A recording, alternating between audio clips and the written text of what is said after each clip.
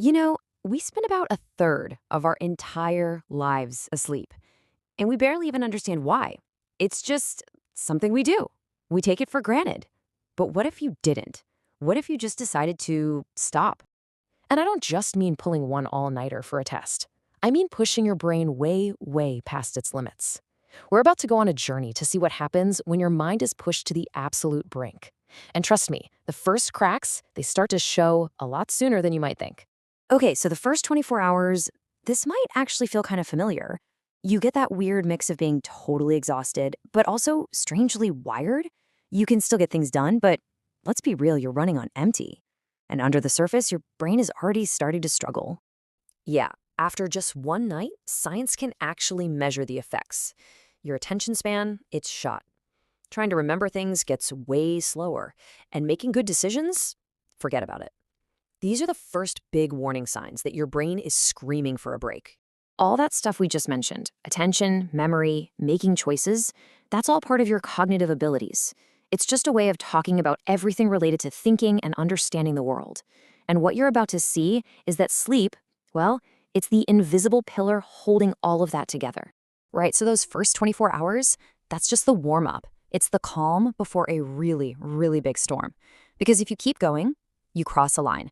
And that's when just being tired turns into something much, much weirder. This is the point where your brain, starved for rest, literally starts to unravel.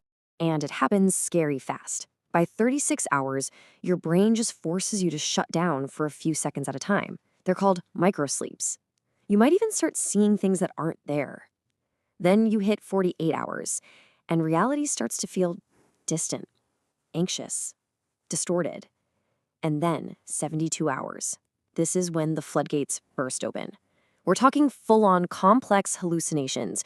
Your thoughts are a total mess. You've basically lost your connection to what's real.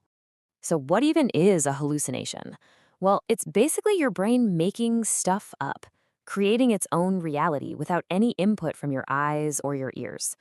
At first, it might just be some weird flashes of light, but as you get closer to that 72-hour mark, oh man, it gets intense. You could see people, hear voices, things that feel 100% real. This is all pretty terrifying, right? It just begs the question, why? Why does our brain fall apart so dramatically without sleep? Well, the answer reveals a secret, hidden job that sleep is doing every night. And it's about a lot more than just rest. Get this, it's not about rest, it's about cleaning. Think of your brain like a busy city. All day long, you're learning things, having experiences, you're building new roads and connections. But all that construction makes a huge mess, right? It creates a ton of clutter. Well, sleep is the cleanup crew that comes in every single night to clear everything out so the city can work properly the next day. Now, there's a cool scientific idea for this. The basic thought is, while you're awake, the connections in your brain get stronger and stronger. That's how you learn. But you can't just keep doing that forever. Your brain would get totally overloaded.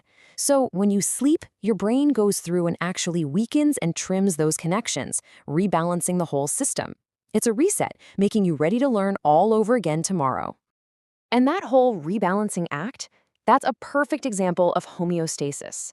It's just your body's natural drive to keep everything stable and in balance.